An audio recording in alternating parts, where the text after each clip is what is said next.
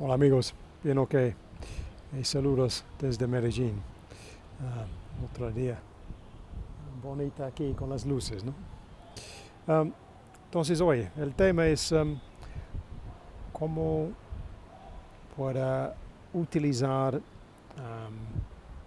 nuestra práctica para leer en voz alta, especialmente para escuchar y escuchar muy crítico para mejorar nuestro sonido, en nuestra voz, en nuestra expresión. So ese es el tema de hoy. So here we are again, lovely evening here in Medellin. All the Christmas lights are on. Oh, splendid.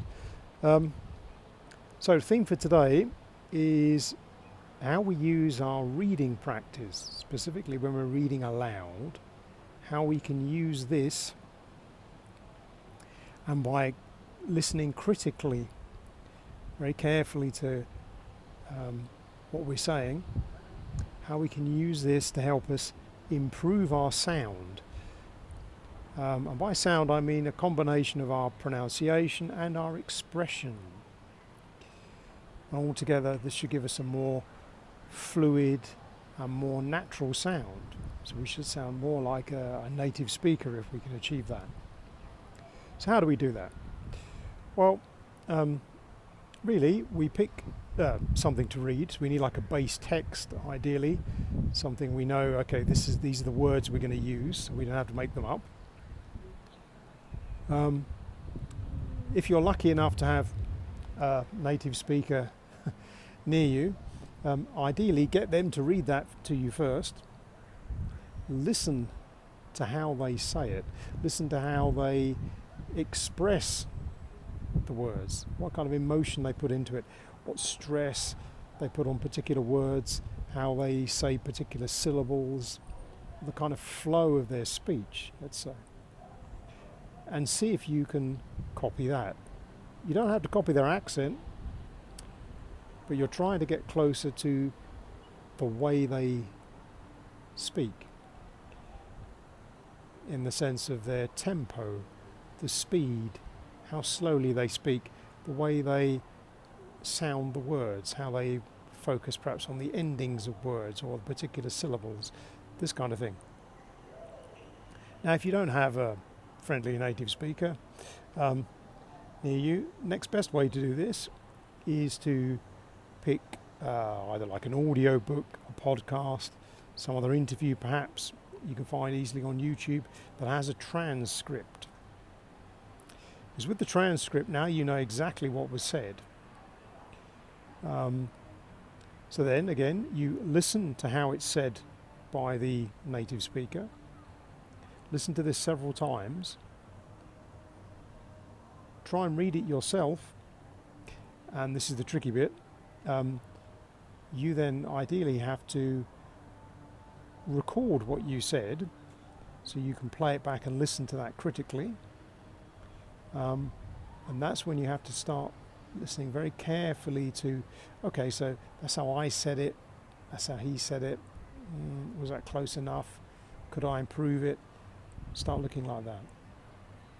Because often you will find there are very small changes you need to make to bring your sound, your voice, much closer to that of the native speaker.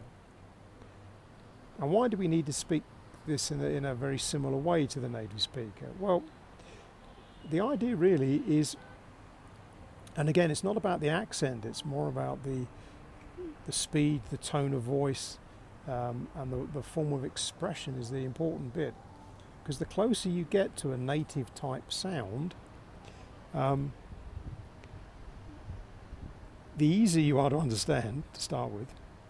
But also, if you do make any minor mistake with perhaps the grammar or something like that, your listener, who is effectively tricked into thinking he's listening to a native speaker, subconsciously corrects some of these smaller errors. So you don't have to worry so much if you make an occasional mistake with perhaps an ending of a word or something like that. But it is very important to use the same rhythm and tempo and sound if you can, of the native speakers. So that's something to think about, because probably by now you're well into some type of reading practice, some type of repetition of dialogues, vocabulary, phrases you need. So I think now it's really time to be a bit more reflective of that. Listen back to how you sound.